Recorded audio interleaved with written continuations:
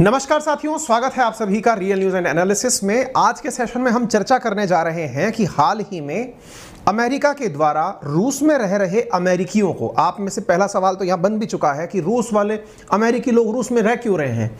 तो इसका मतलब ये समझ लीजिए कि वहां पर डुअल सिटीजनशिप चलती है। डुअल सिटीजनशिप का मतलब कुछ लोग ऐसे हैं जो रूस और अमेरिका के दोनों की नागरिकता लिए बैठे हैं और वो रूस में अपना बिजनेस चला रहे हैं। दुश्मन आज है, लेकिन पहले भी इन लोगों ने काफी व्यापार किए हैं। स्पेस वगैरह में तो आज भी ये दोनों एक दूसरे के साथ मिलकर काम करते हैं। कभी चर्चा करेंगे उस विषय पर भी। तो फिलहाल के लिए अमेरिका के द्वारा एक चेतावनी जारी करते हुए एडवाइजरी जारी की गई है और कहा है कि जो भी रूस के अंदर रह रहे अमेरिकी हैं वो तुरंत रूस छोड़कर निकल लें। हमने इसी के ऊपर सवाल बना दिया, क्या भैया कुछ बड़ा होने वाला है क्या? आपके दिमाग में एक सवाल आएगा, ऐसा क्यों सर? पैनिक वाला सवाल आपने क्यों क्रिएट किया कि ऐसे कोई बड़ा होने वाला है क्या? लेके चलते हैं आपको अभी। फिलहाल के लिए तो आप न्यूज़ की हेडलाइन सभी अखबारों के अंदर देख लो कि यूएस एम्बेसी ने ये अमेरिकन को वार्न किया है कि वो तुरंत रशिया छोड़कर निकले। ये हर अखबार की प्रमुख वो है, मतलब न्यूज़ है। अब आप पूछेंगे कि पता नहीं अमेरिका खामखा यूं ही करता रहता है। अजी रुकिए जरा, थोड़ा सा और वेट करिए और थोड़ा एनालिसिस करिए, थोड़े इतिहास का एनालिसिस मैं आपको क्यों करा रहा हूं, उसके पीछे की भी कहानी बता देता हूं।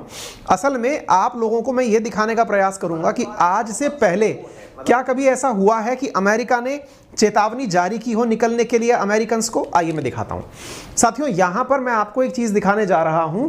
बाइडेन ने फरवरी 11, 2022 को यूक्रेन में रह रहे अमेरिकन को ऐसी ही एक चेतावनी जारी की थी। अमेरिका की खुफिया एजेंसी को लाइटली मत लेना। ये वही खुफिया एजेंसीज हैं जिनकी वजह से संभव है कि दुनिया की हर चीज़ लीक होती है। अभी जैसे पाकिस्तान में कोहराम मचा हुआ है ना, आज मैं करने वाला था, इमरान खान का एक ऑडियो लीक हो गया है। करने वाले लोग भी बहुत बड़े बड़े लोग होते हैं भाई, छोटे मोटे लोग नहीं होते हैं, ठीक है। इनकी खुफिया एजेंसी अपने भी देश में कहाँ कहाँ बैठी होंगी अपन को नहीं पता है।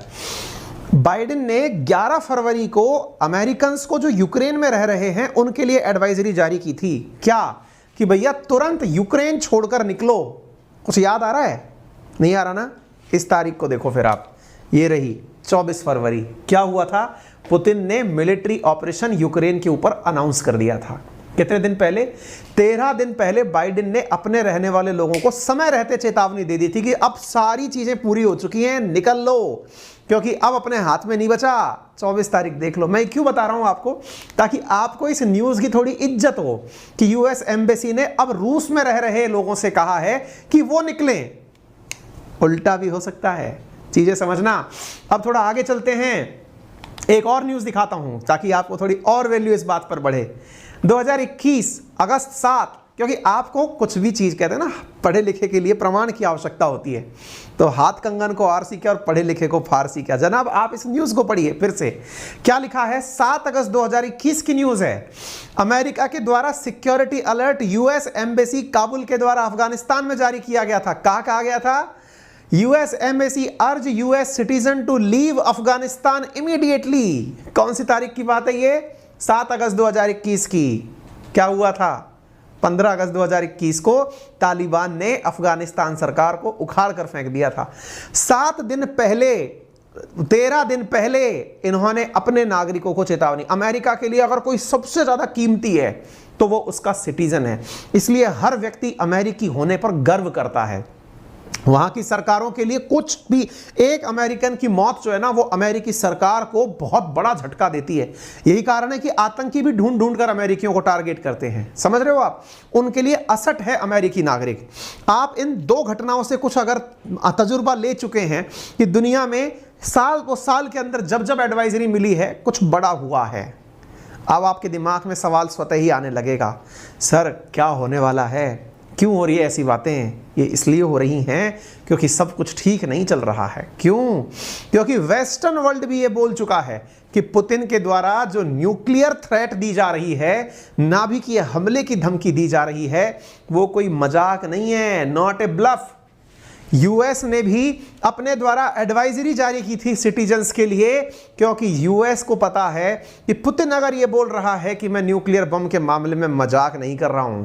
अच्छा, आपको पता है मैंने इसके ऊपर प्रॉपर तरीके से एक सेशन किया है जिसमें मैंने ये बताया है कि अमेरिका ने एडवाइजरी जारी की है अपने सिटीजन्स को। एक दिन पहले भी मैंने अंकित इंस्पायर्स इंडिया पर किया था इसके बारे में सेशन कि अगर परमाणु हमला हो जाए तो उससे कैसे बचना है।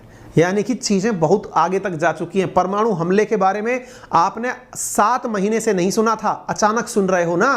तो अचानक सुनने के पीछे अमेरिकन्स ने भी, मतलब यूएस ने भी अमेरिकन्स को यह साफ साफ कहा था कि भैया थोड़ा तैयार हो जाओ, चीजें आपके हिसाब से हों, ये जरूरी नहीं है, संभव है कि कुछ भी अनहोनी हो सकती है। ये न्यूज आप लोग देख सकते हैं, ठीक है। अब आपको मैं थोड़ी और इसके अंदर जानकारी ऐड कर दूं। कुछ दिनों पहले याद है आपको, मैंने इसके ऊपर भी सेशन किया था। रूस के अंदर भगदड़ मची थी, किस बात को लेकर के? जब पुतिन ने यह कहा था कि मेरे 6000 सैनिक मर चुके हैं, मुझे 3 लाख रिजर्विस्ट चाहिए, यानी कि ऐसे सैनिक चाहिए जिन्हें मैं युद्ध के अंदर भेज सकता हूं। कुछ ध्यान आ रहा है? 6000 सैनिक मरने पर पुतिन ने अपने नागरिकों के लिए मैंडेटरी कर दिया था 18 साल से 65 साल के लोगों के लिए कि वो रिजर्व फोर्स में आने के लिए तैयार हो जाएं। पुतिन ने अपनी ट्रुप्स को यूक्रेन में आगे बढ़ा दिया है। किस लिए? कि यार न्यूक्लियर रिटेलिएशन किया जा सकता है और मैं रशियन ऑक्यूपाइड लैंड को, यूक्रेन ने जो हमसे वापस छीना है, उसे पाकर रहूंगा। आपको मालूम होगा इस समय पूरी दुनिया रशिया को लाइटली ले रही है। क्यों लाइटली ले रही है? क्योंकि यूक्रेन इस समय बढ़त बना रहा है।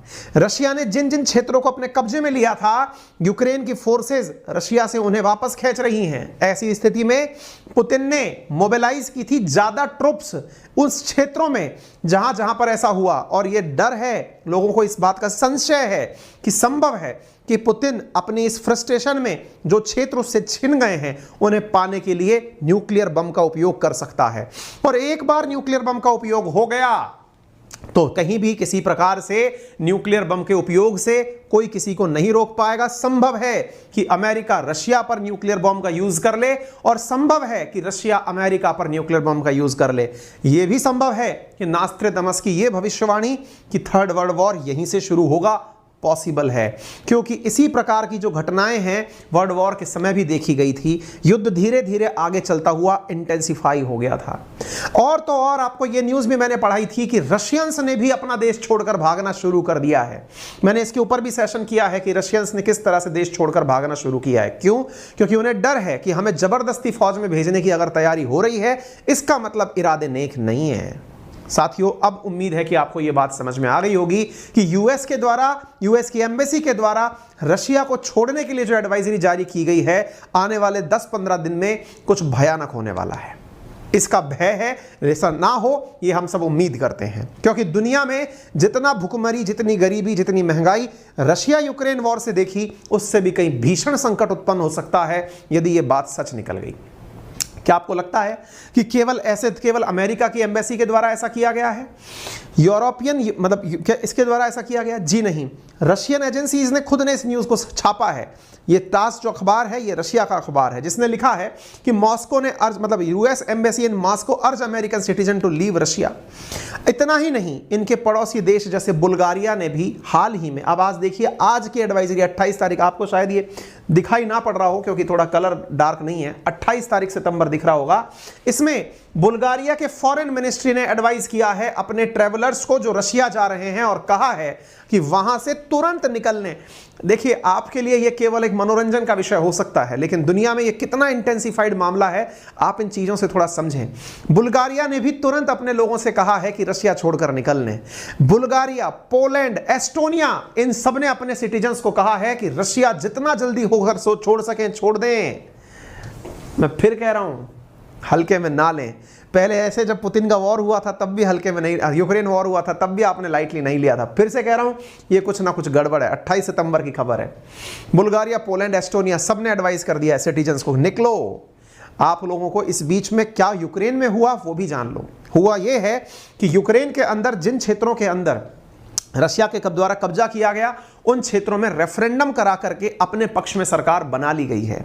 यूक्रेन वॉर के अंदर जो ऑक्यूपाइड एरिया था, वहां पर अर्जेंटली वोट करवाए गए रशिया के द्वारा। और उन क्षेत्रों में विशेष रूप से ये जो डॉनबास वाला जो क्षेत्र है, लोहांस्क, डोनास्क वाला जो क्षेत्र है, इनके अंदर जनमत संग्रह कराकर अपने पक्ष की सरकार बनाने का कार्य लगभग पूरा हो चुका है। ये जो आपको पर्पल कलर दिख रहा है, इसी पर सबसे ज्यादा चिंता व्यक्त की जा रही है। क्यों? क्योंकि रशियन फोर्सेस यहीं से पीछे हटी थी। दुनिया को लगने लगा है कि रशिया की सेना के पास ताकत नहीं है। अपनी मतलब जाती हुई इज्जत बचाने के लिए फ्रस्ट्रेशन में रशिया कुछ भी कर सकता है। संभव है कि यहां पर न्यूक्लियर बॉम्ब का उपयोग किया जाए, और एक बार किसी भी कॉर्नर में न्यूक्लियर बॉम्ब चल गया, उसके बाद में जो होगा उसकी कल्पना आप नहीं कर सकते। रशिया रिसेंटली, आप 27 तारीख की ये न्यूज देख लीजिए, क्योंकि इन सब चीजों के पीछे कुछ ना कुछ तर्क है। 27 तारीख की न्यूज है, Russia issue new nuclear warning as contested Ukraine referendum end. जैसे ही रेफरेंडम खत्म होगा, रशिया ने भी न्यूक्लियर वॉर की चेतावनी दे रखी है। इसका मतलब समझ जाइए, फिर कह रहा हूं, मैं डरा नहीं रहा हूं, लेकिन आपको अवगत करा रहा हूं वर्ड।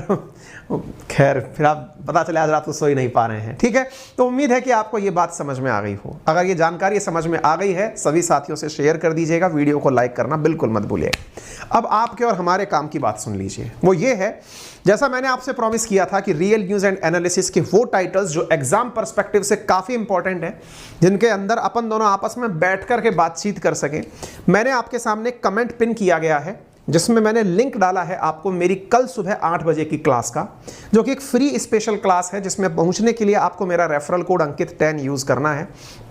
आप उस क्लास में पहुंचे और ईडब्ल्यूएस कोटा मामले में सुप्रीम कोर्ट के समक्ष जो मुद्दे हैं, अपन कल सुबह बैठकर वहां पर डिस्कस करेंगे। ये फ्री क्लास है। ऐसे ही एक बैंकिंग सिस्टम लिक्विडिटी को लेकर के एक मेरी क्लास है, जो भी मैं सेम समय पर ही एक ही सेशन के अंदर आपसे डिस्कस करूंगा एज पर माई प्रॉमिस। इस वीकेंड पर वनडे एग्जामिनेशन के लिए भी जो इंपॉर्टेंट क्वेश्चंस हैं, उन्हें मैं आपके साथ वहां पर डिस्कस करूंगा। तो मुझे उम्मीद है कि आप जरूर उस क्लास में पहुंचेंगे और अपने लिए उसे जरूरी साबित करेंगे, ठीक है। तो उम्मीद है कि यह क्लियर होगी। मेरा रेफरल कोड है अंकित 10, जिसका यूज करके अनअकैडमी पर आप प्राप्त कर सकते हैं फिलहाल 30 तारीख तक 20% discount on all type of subscriptions. इस कंटेंट की पीडीएफ आपको मेरे टेलीग्राम चैनल अंकित अवस्थी सर पर मिल जाएगी, जो कि वेरीफाइड टेलीग्राम अकाउंट है। अनअकैडमी की क्लास की लिंक, जो कि फ्री क्लास है, उसकी लिंक भी आपको इस टेलीग्राम चैनल पर मिल जाएगी। यूपीएससी कैटेगरी के अंदर बेस्ट एडुकेटर्स के द्वारा क्रिएटेड कोर्स आपके लिए अवेलेबल कराया जा रहा है, जो कि वीकेंड सेल के रूप में इस समय चल रहा है, यानी मंथ एंड है। आप 20% के हिसाब से इसको यूज कर सकते हैं। 2 साल का सब्सक्रिप्शन 62,000 में प्लस का और 95,000 में आइकॉनिक का दिया जा रहा है। आइकॉनिक वो सब्सक्रिप्शन है जिसमें आपको पर्टिकुलर मेंटर मिलता है। 29 तारीख को नए बैच शुरू हो रहे हैं, जिसमें इंडिया के टॉप एडुकेटर्स के द्वारा बाइलैंग्वेज भाषा में 2023 को टारगेट करते हुए क्लासेस ली जाएंगी। लोन फैसिलिटी, जिसमें 0% इंटरेस्ट रेट पर इजी ईएमआई ऑप्शंस में आप क्लासेस ले सकते हैं, ये फैसिलिटी अवेलेबल है। आप इसके लिए हमारी टेक्निकल टीम को 7878158882 पर कॉल कर सकते हैं।